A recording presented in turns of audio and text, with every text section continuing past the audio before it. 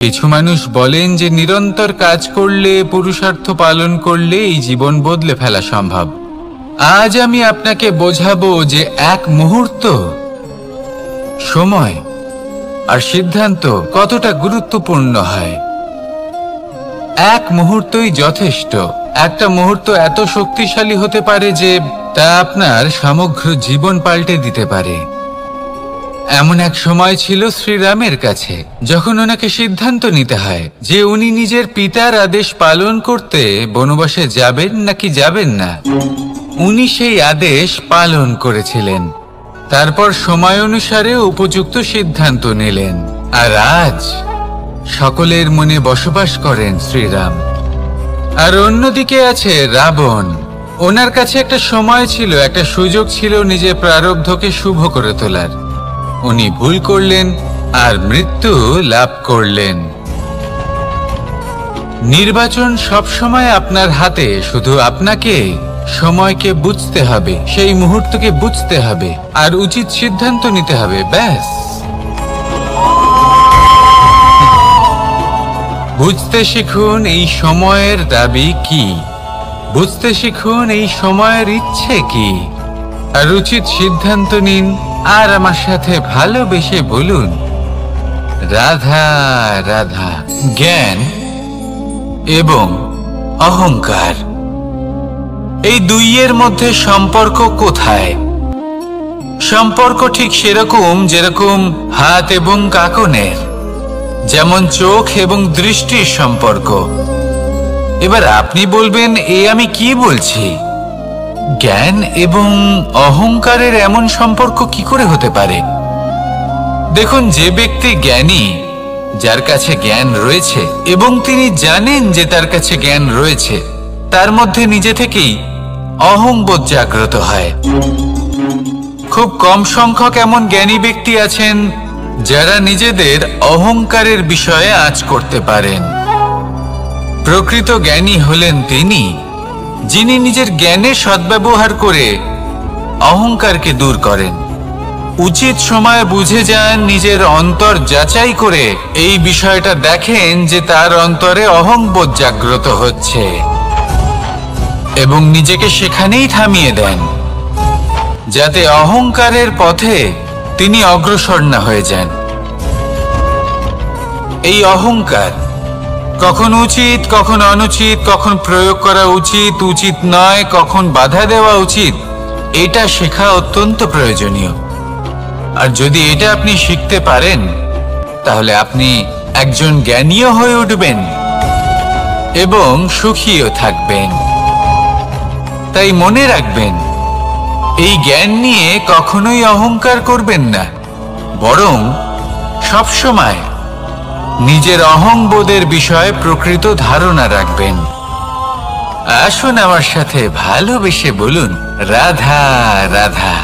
আমাদের জীবনে 7 ধরনের সুখ আছে, আর সেগুলো লাভ করার জন্য আমরা অত্যন্ত প্রচেষ্টা করি। কিন্তু কোনো প্রচেষ্টা করার পূর্বে তা কিভাবে করব সেটা বোঝা খুব প্রয়োজন, আর সেখানেই আমরা ভুল করে থাকি। যে কাজটা আমাদের পরে করা উচিত, সেটাই আমরা আগে করে বসি। আপনাকে স্পষ্ট করে বোঝাই, প্রত্যেক সুখের সাথে 2টি ক্রিয়া জড়িত থাকে। এবার যখন আমরা ধনের কথা বলি, তখনও 2টি ক্রিয়া জুড়ে থাকে। প্রথম ক্রিয়া হলো ধন অর্জন করা, দ্বিতীয় ক্রিয়া হলো ধনের ব্যবহার করা। আর জীবনে ধনের ব্যবহার করার পূর্বে ধন কিভাবে অর্জন করতে হয় তা শেখা অত্যন্ত প্রয়োজনীয়। আমরা মন্দিরে যাই, ভগবানের আরাধনা করি, তার জন্য পুজো করি, ওনাকে প্রসন্ন করতে চাই, কিন্তু তার আগে ভগবানের ওপর আস্থা রাখা প্রয়োজনীয়। যদি আপনার অটল বিশ্বাস থাকে, তবেই আপনি প্রকৃত ভক্ত হয়ে উঠতে পারবেন।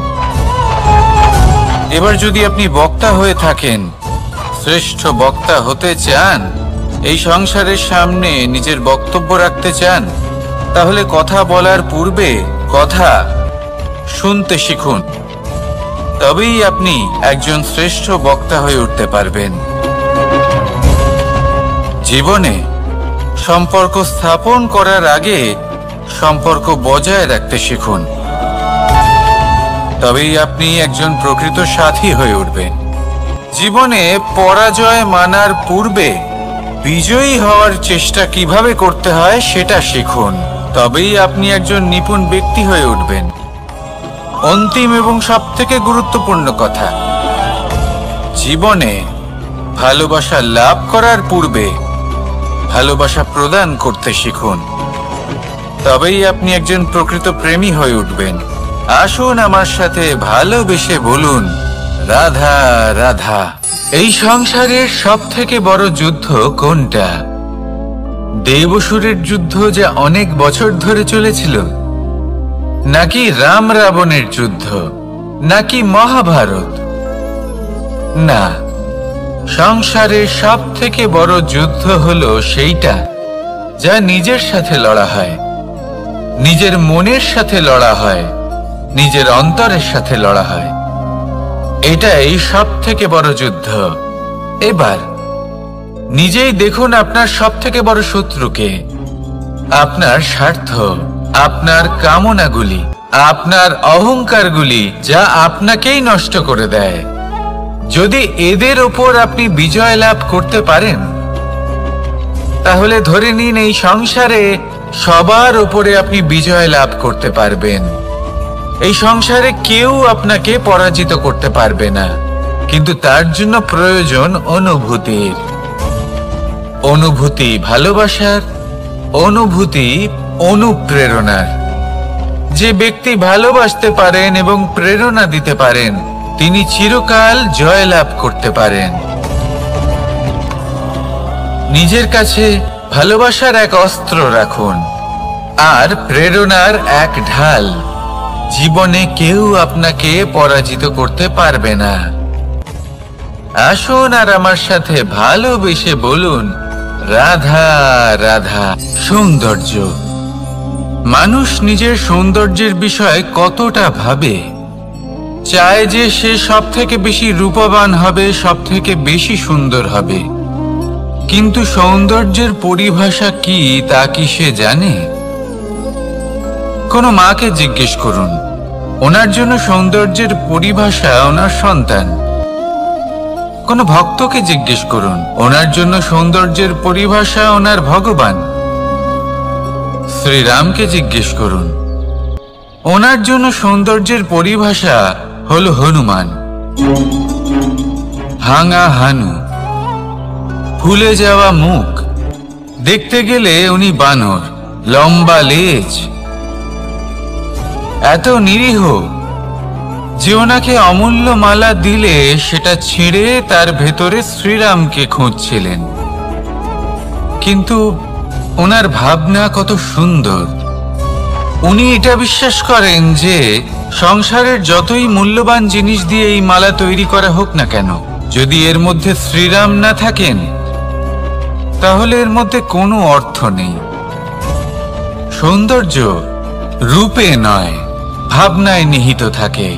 যদি আপনি সৌন্দর্য প্রাপ্ত করতে চান তাহলে তা কর্মে নিয়ে আসুন, ভাবনায় এবং বিচারে নিয়ে আসুন। এই সৌন্দর্য আপনার সাথেই থাকবে। যদি আপনি সৌন্দর্যকে রূপের মধ্যে খোঁজেন তাহলে কিছুক্ষণের জন্য পাবেন, সেই সৌন্দর্য সময়ের সাথে হারিয়ে যাবে। সৌন্দর্য যদি পেতে চান, খুঁজতেই চান, তাহলে হৃদয় খুঁজুন, কর্মে খুঁজুন। মন প্রসন্ন হয়ে বলবে, রাধা রাধা। এই সংসারে মানুষ জন্মগ্রহণ করেন, বড় হতে থাকেন, পুরুষার্থ লাভ করেন, অর্জন করেন। অর্জন করা আসলে কি? বেশিরভাগ মানুষ বলেন অর্জন করা অর্থাৎ ধন সম্পত্তি অর্জন করা। আর কি অর্জন করা যায়? আর কি লাভ করা যায়? আসল প্রশ্ন হলো এটাই যে কি এমন আছে যা বাস্তব রূপে অর্জন করার যোগ্য। তা হলো ব্যবহার, জ্ঞান এবং সন্তোষ। কেন? কারণ আপনি যখন এই সংসার ছেড়ে চলে যাবেন তখন আপনার ধন সম্পত্তি আপনাকে বিদায় জানাতে আসবে না। আপনাকে বিদায় জানাতে আসবে আপনার আপনজন, যাদের সাথে আপনার সুসম্পর্ক ছিল। সমগ্র সংসারে সহস্র মানুষ ধন অর্জন করে থাকেন। শ্রেষ্ঠ মানুষ হলেন তিনি যিনি ব্যবহার, জ্ঞান এবং সন্তোষ অর্জন করে থাকেন, একে সকলের মধ্যে বিতরণ করেন। তাই এটাই করুন আর আমার সাথে ভালোবেসে বলুন, রাধা রাধা। সেই কখন থেকে এই পুস্তকটিকে দেখছি, কিন্তু এর থেকে আমি কোনো জ্ঞান লাভ করতেই পারছি না। এবার আপনি বলবেন যে আজ কেমন বিচিত্র কথা বলছি আমি। যদি এই পুস্তক থেকে আমাকে জ্ঞান লাভ করতে হয়, তাহলে শুধুই তাকিয়ে থাকলে হবে না। আমাকে এই পুস্তককে খুলতে হবে, পড়তে হবে, তাকে বুঝতে হবে, তবেই তো জ্ঞান প্রাপ্তি হবে। বড়ই সহজ একটা ব্যাপার, কিন্তু একে যাপন করা অত্যন্ত কঠিন, তাই না?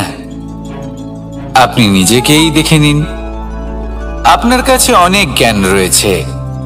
সহজ থেকে সহজতর জ্ঞানের কথা যদি বলি, আপনি এটুকু তো জানেন যে সত্যি কথা বলা ভালো কাজ, দান করা হলো পুণ্যের কাজ। আপনি জানেন যে পরিশ্রম করলে সাফল্য আসবে। এই জ্ঞান তো আমাদের কাছে রয়েছে, এমন অনেক জ্ঞান আমাদের কাছে রয়েছে, কিন্তু আলস্যের কারণে, অবহেলা করে আমরা শুধু এই জ্ঞান প্রয়োগ করতে পারি না, এই জ্ঞান যাপন করতে পারি না, একে আচরণে প্রয়োগ করতে পারি না, সেই জন্য দুঃখী হয়ে যাই। তাই আপনার কাছে যা যা জ্ঞান আছে, যা যা জ্ঞান আপনি লাভ করেছেন, সেই জ্ঞান যাপন করা শুরু করুন, জীবনে প্রয়োগ করতে শুরু করুন। এই মন প্রত্যেকটি মুহূর্তে প্রসন্ন থাকবে, আর লক্ষ্য প্রাপ্ত করে এই মন বলবে, রাধা রাধা। একটা জলের ফোঁটাকে ফোঁটা নামে সম্বোধন করা হয়। অনেক ফোঁটা একত্রিত হলে সাগরের রূপ ধারণ করে। শুধু একটা পাতাকে পাতা বলা হয়, অন্য অনেক পাতার সাথে একত্রিত হলে তা গ্রন্থের রূপ ধারণ করে। একটা মাত্র সুতো অন্য সুতোর সাথে মিলিত হলে বস্ত্রের রূপ ধারণ করে। অনেক সংখ্যক ইট একত্রিত হলে মহলের রূপ ধারণ করে। সৈন্যরা একত্রিত হলে সৈন্যদল তৈরি হতে পারে। এটা হলো শক্তি সংগঠনের, এটাই হলো শক্তি একতার। তা সে বনস্পতি হোক বা কোনো ব্যক্তিই হোক, কোনো মনোভাবই হোক, যদি একা থাকে তাহলে দুর্বল হয়ে পড়বে। যদি সংগঠিত থাকে তাহলে শক্তিও বাড়বে আর আপনাকে সামনে এগিয়েও নিয়ে যাবে। তাই এই একতায় বিশ্বাস রাখুন আর আমার সাথে ভালোবেসে বলুন, রাধা রাধা। এমন কিছু রয়েছে মানুষের মনে, তাদের জীবনে এমন এক আবেগ যা সর্বজন বিদিত, যা সবাই জানেন যে উপস্থিত আছে। সেটাকে আমরা সমস্যা বলে থাকি।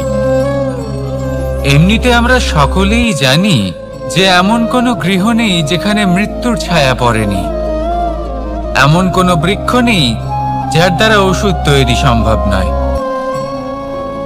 এমন কোনো অন্ন নেই যা সময়ের সাথে বিষ বা অমৃতে পরিণত হতে পারে।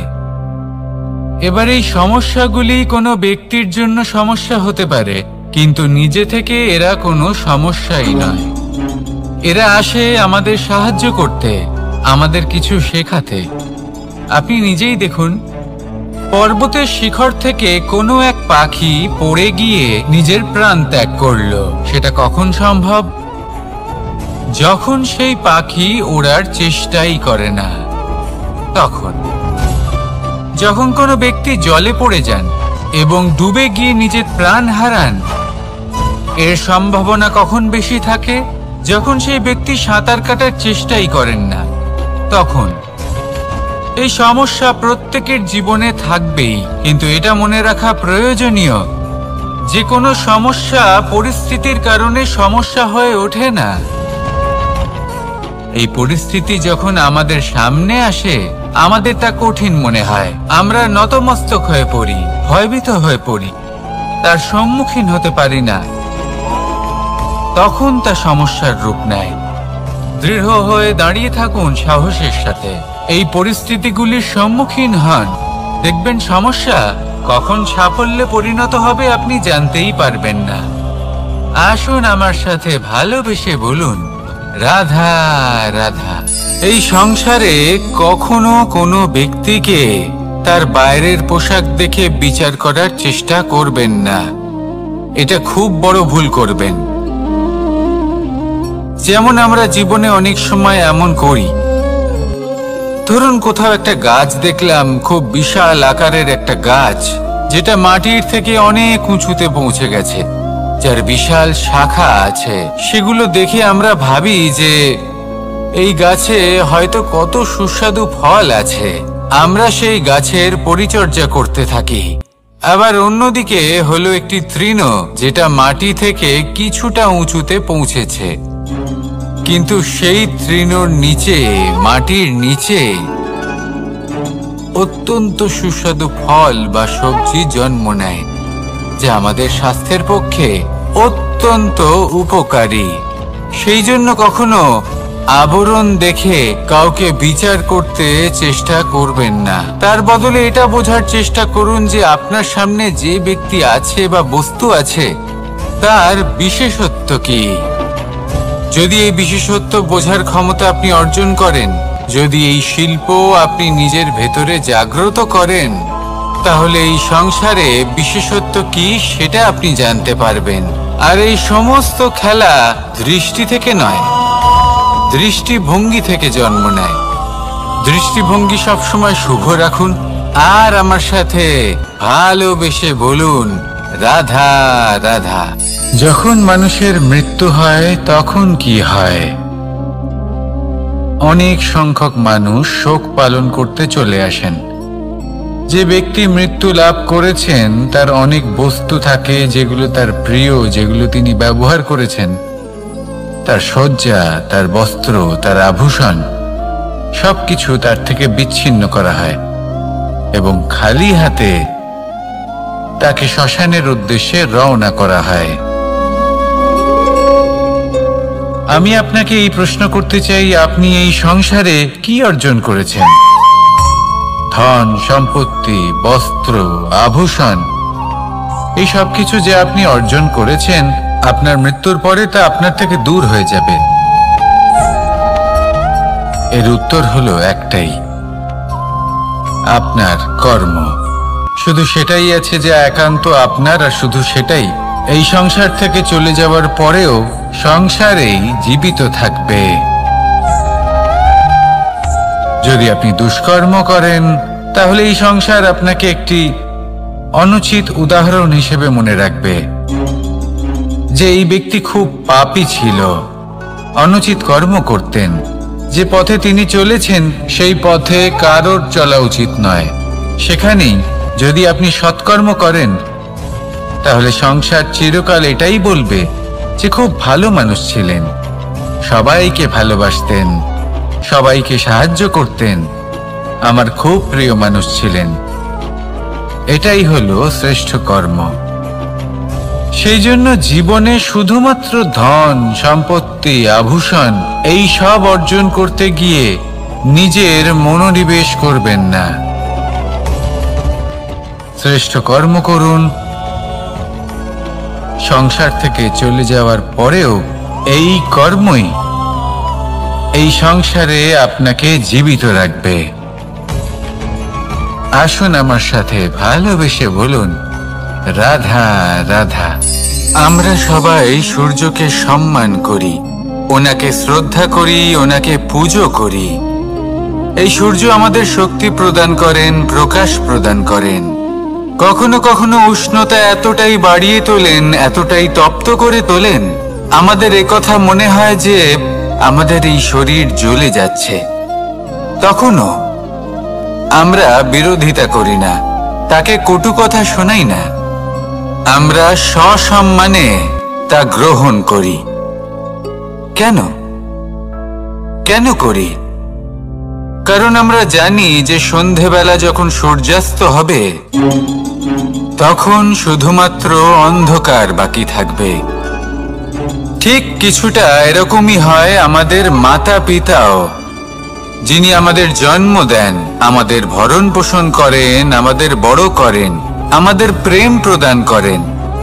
কখনো কখনো তাদের মুখ থেকে কটু কথা নিঃসৃত হয়, আমাদের দুঃখ হয়, কিন্তু তখন আমাদের এটা বোঝা উচিত এগুলি নিঃসৃত হচ্ছে আমাদেরই মঙ্গলের জন্য। যেমন সূর্যদেব, উনিও উত্তাপ দিয়ে থাকেন আমাদেরই মঙ্গলের জন্য, যাতে ফসল পাকতে পারে, যাতে জল বাষ্প হয়ে মেঘ হতে পারে, বৃষ্টি হতে পারে, আর এই সংসারে নিরন্তর জলের প্রবাহ থাকে। আমাদের মাতা পিতা, তাদের কঠোর আচরণ, তাদের কঠোর অনুশাসনের পেছনে লুকিয়ে থাকে ওনাদের ভালোবাসা। আমাদের তা বুঝতে হবে, সসম্মানে ওনাদের গ্রহণ করতে হবে। কারণ ঠিক সূর্যাস্তের পরে যেমন চতুর্দিক অন্ধকারচ্ছন্ন হয়ে যায়, তেমনি আমাদের জীবন থেকে যখন আমাদের মাতা পিতা চলে যায় তখন আমাদের জীবনেও শুধু এবং শুধুমাত্র অন্ধকারই ছেয়ে থাকে। সেই জন্য নিজের মাতা পিতাকে সম্মান করুন, ওনাদের ভালোবাসা প্রদান করুন। এই মন আর এই জীবন প্রসন্ন হয়ে বলবে, রাধা রাধা। কিছু মানুষ বলেন যে নিরন্তর কাজ করলে, পুরুষার্থ পালন করলে এই জীবন বদলে ফেলা সম্ভব। আজ আমি আপনাকে বোঝাবো যে এক মুহূর্ত, সময় আর সিদ্ধান্ত কতটা গুরুত্বপূর্ণ হয়। এক মুহূর্তই যথেষ্ট। একটা মুহূর্ত এত শক্তিশালী হতে পারে যে তা আপনার সমগ্র জীবন পাল্টে দিতে পারে। এমন এক সময় ছিল শ্রীরামের কাছে, যখন ওনাকে সিদ্ধান্ত নিতে হয় যে উনি নিজের পিতার আদেশ পালন করতে বনবাসে যাবেন নাকি যাবেন না। উনি সেই আদেশ পালন করেছিলেন, তারপর সময় অনুসারে উপযুক্ত সিদ্ধান্ত নিলেন। আর আজ সকলের মনে বসবাস করেন শ্রীরাম। আর অন্যদিকে আছে রাবণ। ওনার কাছে একটা সময় ছিল, একটা সুযোগ ছিল নিজের প্রারব্ধকে শুভ করে তোলার। উনি ভুল করলেন আর মৃত্যু লাভ করলেন। নির্বাচন সবসময় আপনার হাতে, শুধু আপনাকে সময়কে বুঝতে হবে, সেই মুহূর্তকে বুঝতে হবে আর উচিত সিদ্ধান্ত নিতে হবে, ব্যাস। বুঝতে শিখুন এই সময়ের দাবি কি, বুঝতে শিখুন এই সময়ের ইচ্ছে কি, আর উচিত সিদ্ধান্ত নিন। আর আমার সাথে ভালোবেসে বলুন, রাধা রাধা। জ্ঞান এবং অহংকার, এই দুইয়ের মধ্যে সম্পর্ক কোথায়? সম্পর্ক ঠিক সেরকম যেরকম হাত এবং কাঁকনের, যেমন চোখ এবং দৃষ্টির সম্পর্ক। এবার আপনি বলবেন, এ আমি কি বলছি? জ্ঞান এবং অহংকারের এমন সম্পর্ক কি করে হতে পারে? দেখুন, যে ব্যক্তি জ্ঞানী, যার কাছে জ্ঞান রয়েছে এবং তিনি জানেন যে তার কাছে জ্ঞান রয়েছে, তার মধ্যে নিজে থেকেই অহংবোধ জাগ্রত হয়। খুব কম সংখ্যক এমন জ্ঞানী ব্যক্তি আছেন যারা নিজেদের অহংকারের বিষয়ে আঁচ করতে পারেন। প্রকৃত জ্ঞানী হলেন তিনি, যিনি নিজের জ্ঞানের সদ্ব্যবহার করে অহংকারকে দূর করেন। উচিত সময়ে বুঝে যান, নিজের অন্তর যাচাই করে এই বিষয়টা দেখেন যে তার অন্তরে অহংবোধ জাগ্রত হচ্ছে এবং নিজেকে সেখানেই থামিয়ে দেন, যাতে অহংকারের পথে তিনি অগ্রসর না হয়ে যান। এই অহংকার কখন উচিত, কখন অনুচিত, কখন প্রয়োগ করা উচিত, উচিত নয়, কখন বাধা দেওয়া উচিত, এটা শেখা অত্যন্ত প্রয়োজনীয়। আর যদি এটা আপনি শিখতে পারেন, তাহলে আপনি একজন জ্ঞানীও হয়ে উঠবেন এবং সুখীও থাকবেন। তাই মনে রাখবেন, এই জ্ঞান নিয়ে কখনোই অহংকার করবেন না, বরং সবসময় নিজের অহংবোধের বিষয়ে প্রকৃত ধারণা রাখবেন। আসুন আমার সাথে ভালোবেসে বলুন, রাধা রাধা। আমাদের জীবনে 7 ধরনের সুখ আছে, আর সেগুলো লাভ করার জন্য আমরা অত্যন্ত প্রচেষ্টা করি। কিন্তু কোনো প্রচেষ্টা করার পূর্বে তা কিভাবে করব সেটা বোঝা খুব প্রয়োজন, আর সেখানেই আমরা ভুল করে থাকি। যে কাজটা আমাদের পরে করা উচিত সেটাই আমরা আগে করে বসি। আপনাকে স্পষ্ট করে বোঝাই, প্রত্যেক সুখের সাথে 2টি ক্রিয়া জড়িত থাকে। এবার যখন আমরা ধনের কথা বলি তখনও 2টি ক্রিয়া জুড়ে থাকে। প্রথম ক্রিয়া হলো ধন অর্জন করা, দ্বিতীয় ক্রিয়া হলো ধনের ব্যবহার করা। আর জীবনে ধনের ব্যবহার করার পূর্বে ধন কিভাবে অর্জন করতে হয় তা শেখা অত্যন্ত প্রয়োজনীয়। আমরা মন্দিরে যাই, ভগবানের আরাধনা করি, তার জন্য পুজো করি, ওনাকে প্রসন্ন করতে চাই, কিন্তু তার আগে ভগবানের ওপর আস্থা রাখা প্রয়োজনীয়। যদি আপনার অটল বিশ্বাস থাকে তবেই আপনি প্রকৃত ভক্ত হয়ে উঠতে পারবেন। এবার যদি আপনি বক্তা হয়ে থাকেন, শ্রেষ্ঠ বক্তা হতে চান, এই সংসারের সামনে নিজের বক্তব্য রাখতে চান, তাহলে কথা বলার পূর্বে কথা শুনতে শিখুন। তবেই আপনি একজন শ্রেষ্ঠ বক্তা হয়ে উঠতে পারবেন। জীবনে সম্পর্ক স্থাপন করার আগে সম্পর্ক বজায় রাখতে শিখুন,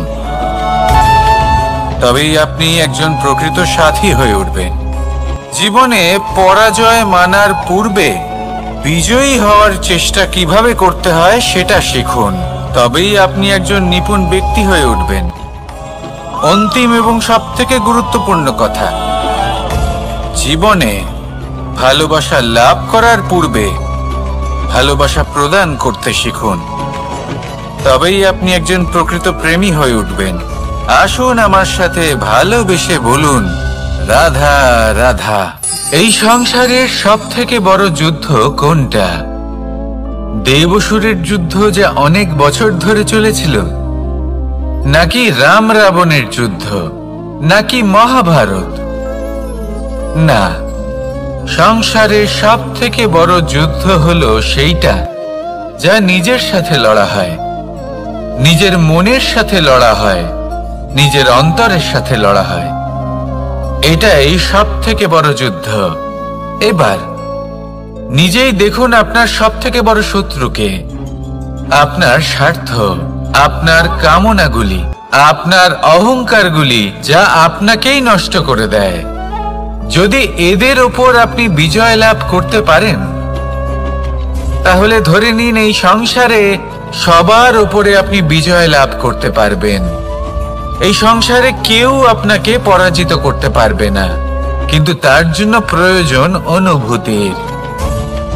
অনুভূতি ভালোবাসার, অনুভূতি অনুপ্রেরণার।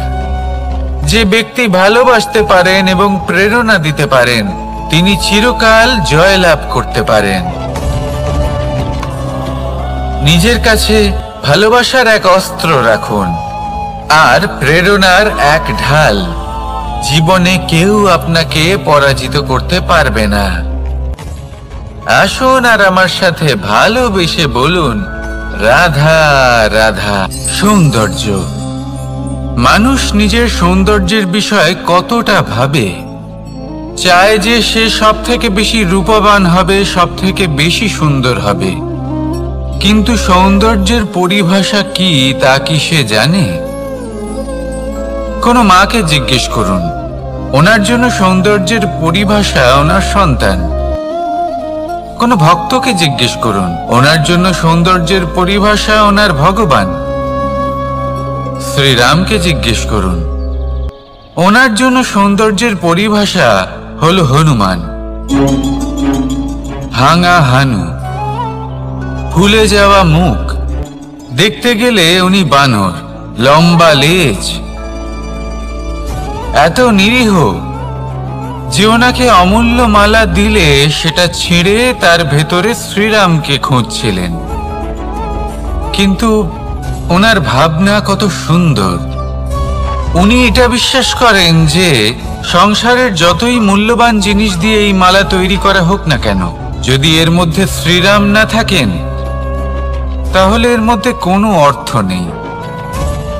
সৌন্দর্য রূপে নয়, ভাবনায় নিহিত থাকে। যদি আপনি সৌন্দর্য প্রাপ্ত করতে চান তাহলে তা কর্মে নিয়ে আসুন, ভাবনায় এবং বিচারে নিয়ে আসুন। এই সৌন্দর্য আপনার সাথেই থাকবে।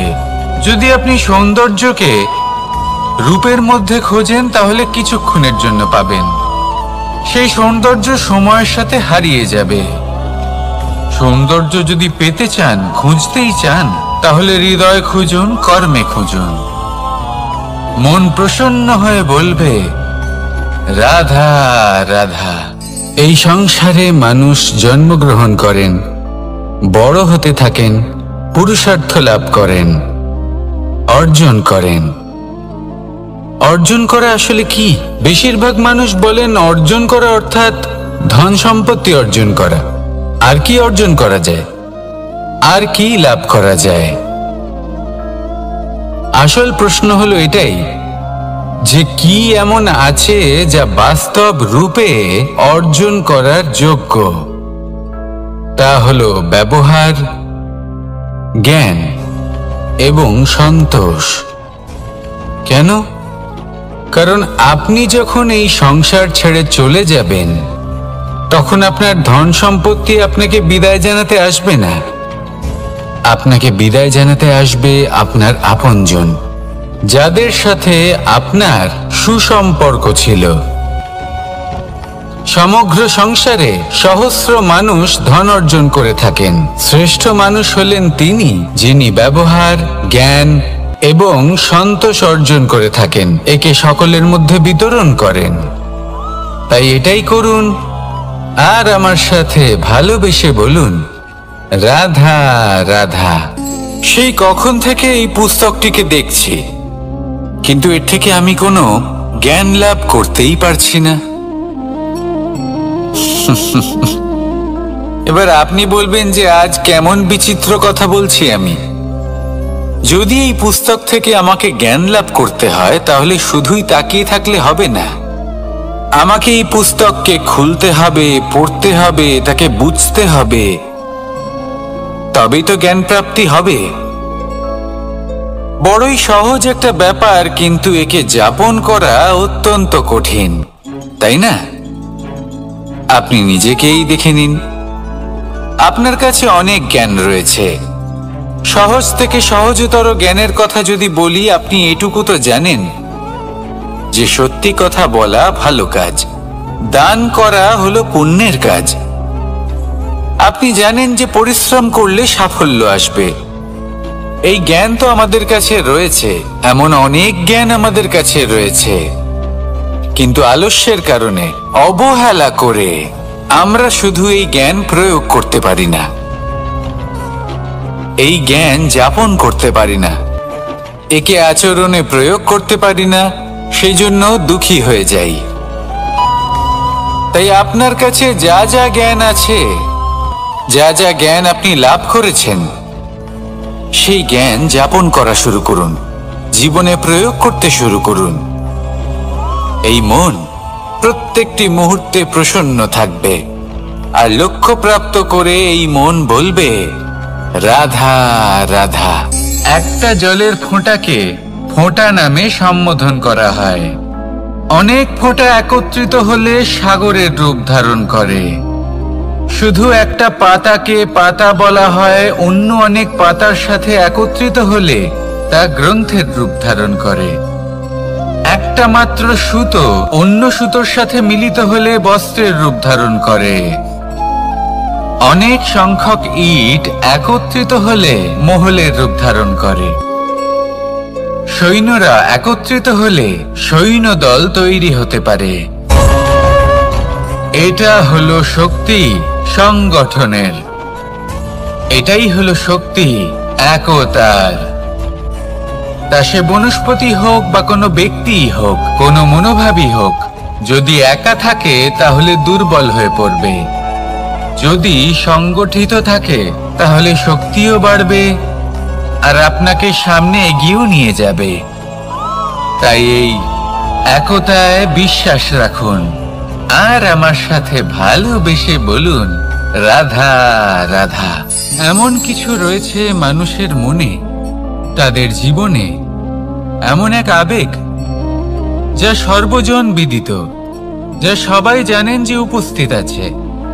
সেটাকে আমরা সমস্যা বলে থাকি। এমনিতে আমরা সকলেই জানি যে এমন কোনো গৃহ নেই যেখানে মৃত্যুর ছায়া পড়েনি, এমন কোনো বৃক্ষ নেই যার দ্বারা ওষুধ তৈরি সম্ভব নয়, এমন কোনো অন্ন নেই যা সময়ের সাথে বিষ বা অমৃতে পরিণত হতে পারে। এবার এই সমস্যাগুলি কোনো ব্যক্তির জন্য সমস্যা হতে পারে, কিন্তু নিজে থেকে এরা কোনো সমস্যাই নয়। এরা আসে আমাদের সাহায্য করতে, আমাদের কিছু শেখাতে। আপনি নিজেই দেখুন, পর্বতের শিখর থেকে কোনো এক পাখি পড়ে গিয়ে নিজের প্রাণ ত্যাগ করল। সেটা কখন সম্ভব? যখন সেই পাখি ওড়ার চেষ্টাই করে না। তখন যখন কোনো ব্যক্তি জলে পড়ে যান এবং ডুবে গিয়ে নিজের প্রাণ হারান, এর সম্ভাবনা কখন বেশি থাকে? যখন সেই ব্যক্তি সাঁতার কাটার চেষ্টাই করেন না। তখন এই সমস্যা প্রত্যেকের জীবনে থাকবেই, কিন্তু এটা মনে রাখা প্রয়োজনীয় যে কোনো সমস্যা পরিস্থিতির কারণে সমস্যা হয়ে ওঠে না।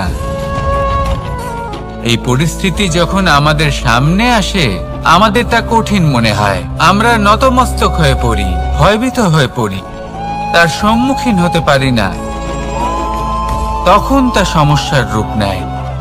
দৃঢ় হয়ে দাঁড়িয়ে থাকুন সাহসের সাথে, এই পরিস্থিতিগুলির সম্মুখীন হন। দেখবেন সমস্যা কখন সাফল্যে পরিণত হবে আপনি জানতেই পারবেন না। আসুন আমার সাথে ভালোবেসে বলুন রাধা রাধা। এই সংসারে কখনো কোনো ব্যক্তিকে তার বাইরের পোশাক দেখে বিচার করার চেষ্টা করবেন না। এটা খুব বড় ভুল করবেন। যেমন আমরা জীবনে অনেক সময় এমন করি, ধরুন কোথাও একটা গাছ দেখলাম, খুব বিশাল আকারের একটা গাছ, যেটা মাটির থেকে অনেক উঁচুতে পৌঁছে গেছে, যার বিশাল শাখা আছে। সেগুলো দেখে আমরা ভাবি যে এই গাছে হয়তো কত সুস্বাদু ফল আছে। আমরা সেই গাছের পরিচর্যা করতে থাকি। আবার অন্যদিকে হলো একটি তৃণ, যেটা মাটি থেকে কিছুটা উঁচুতে পৌঁছেছে, কিন্তু সেই তৃণর নিচে, মাটির নিচে অত্যন্ত সুস্বাদু ফল বা সবজি জন্ম নেয়, যা আমাদের স্বাস্থ্যের পক্ষে অত্যন্ত উপকারী। সেই জন্য কখনো আবরণ দেখে কাউকে বিচার করতে চেষ্টা করবেন না। তার বদলে এটা বোঝার চেষ্টা করুন যে আপনার সামনে যে ব্যক্তি আছে বা বস্তু আছে, তার বিশেষত্ব কি। যদি এই বিশেষত্ব বোঝার ক্ষমতা আপনি অর্জন করেন, যদি এই শিল্প আপনি নিজের ভেতরে জাগ্রত করেন, তাহলে এই সংসারে বিশেষত্ব কি সেটা আপনি জানতে পারবেন। আর এই সমস্ত খেলা দৃষ্টি থেকে নয়, দৃষ্টিভঙ্গি থেকে জন্ম নেয়।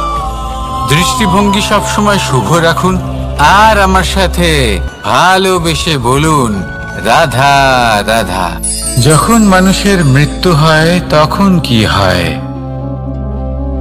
অনেক সংখ্যক মানুষ শোক পালন করতে চলে আসেন।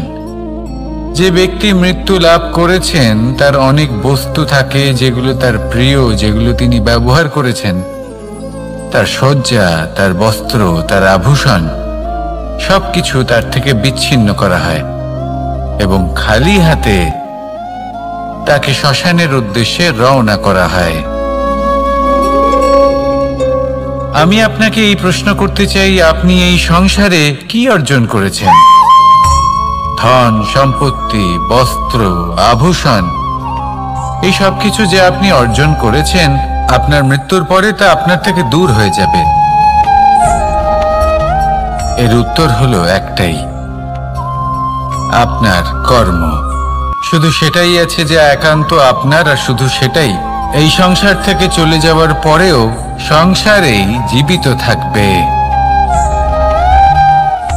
যদি আপনি দুষ্কর্ম করেন তাহলে এই সংসার আপনাকে একটি অনুচিত উদাহরণ হিসেবে মনে রাখবে যে এই ব্যক্তি খুব পাপী ছিল, অনুচিত কর্ম করতেন। যে পথে তিনি চলেছেন সেই পথে কারোর চলা উচিত নয়। সেখানেই যদি আপনি সৎকর্ম করেন তাহলে সংসার চিরকাল এটাই বলবে যে খুব ভালো মানুষ ছিলেন, সবাইকে ভালোবাসতেন, সবাইকে সাহায্য করতেন, আমার খুব প্রিয় মানুষ ছিলেন।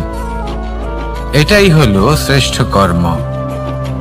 সেই জন্য জীবনে শুধুমাত্র ধন সম্পত্তি আভূষণ এই সব অর্জন করতে গিয়ে নিজের মনোনিবেশ করবেন না।